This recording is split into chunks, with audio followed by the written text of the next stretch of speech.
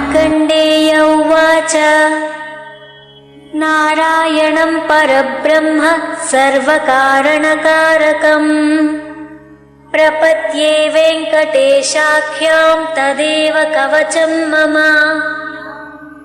सहस्रशीर्षा पुरुषो वेङ्कटेशः शिरोवतु प्राणेशः प्राणनिलयः प्राणान् रक्षतु मे हरिः।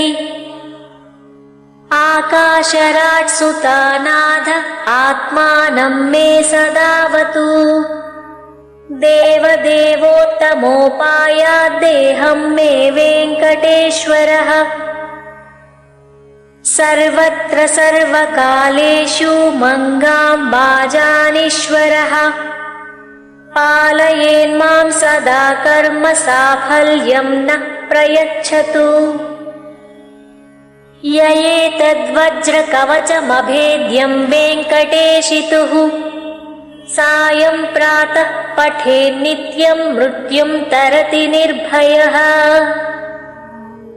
इति श्री वेङ्कटेश्वर वज्रकवच स्तोत्रं सम्पूर्णम्।